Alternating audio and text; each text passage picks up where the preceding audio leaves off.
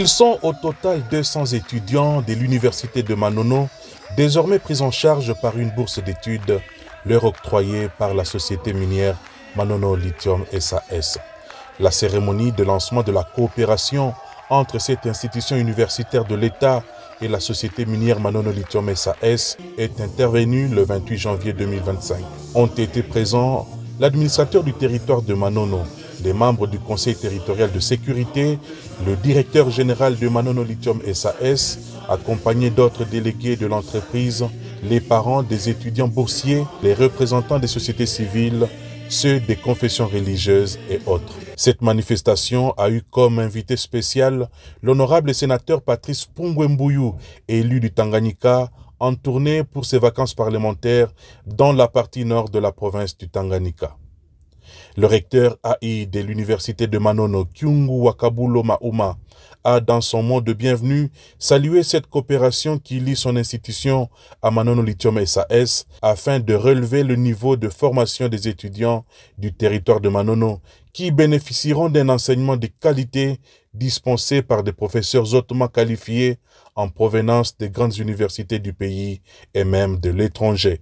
Votre contribution a également une portée symbolique forte. Elle témoigne de l'importance de la collaboration entre les secteurs privés et les institutions académiques pour bâtir un avenir meilleur. Cette alliance montre que nous partageons une vision commune, celle d'une société éduquée, innovante et prospère. Cette bourse d'études concerne 200 étudiants sélectionnés minutieusement pour être formés dans les filières techniques comme la géologie, les mines, la métallurgie, l'électromécanique, l'électricité et autres filières techniques que regorge l'université de Manono. Dans son mot de circonstance, le directeur général de Manono Lithium SAS s'est réjoui de cette coopération qui met en valeur la jeunesse de Manono pour acquérir une formation de qualité afin de répondre à la forte demande de la main-d'œuvre qualifiée dans le secteur minier. Nous avons l'ambition de construire un nouveau modèle d'éducation et de formation et de propulser le développement de la province du Tanganyika. Il a été complété par Wivine Mukonga Maua, directrice des ressources humaines de Manono Lithium SAS, qui a exprimé les attentes de cette société minière à l'issue de ce projet.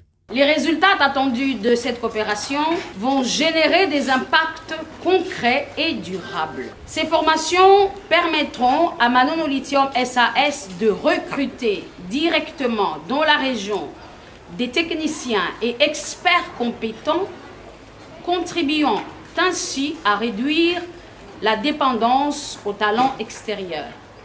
Ensemble, nous pouvons faire de Manono un exemple de réussite économique et sociale pour toute la République démocratique du Congo.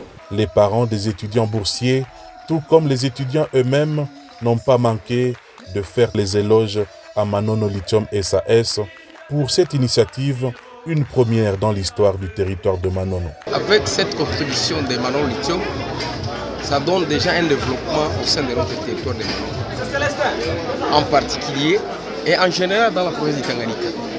Le sénateur Patrice Pungwembuyu a quant à lui invité la population et surtout la jeunesse du territoire de Manono à capitaliser cet investissement de Manono Lithium SAS, entreprise qui s'inscrit sur la voie du développement.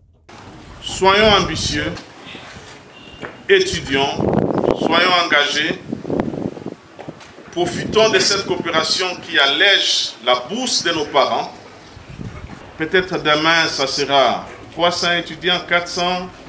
Ils peuvent créer un laboratoire ici, ils peuvent donner d'autres bourses de coopération avec d'autres universités qui existent dans la sous-région et ça sera notre fierté, nous tous. À l'issue de leur parcours académique, ces étudiants, futurs ingénieurs, seront engagés par Manono Lithium SAS et faire carrière au sein de cette entreprise minière.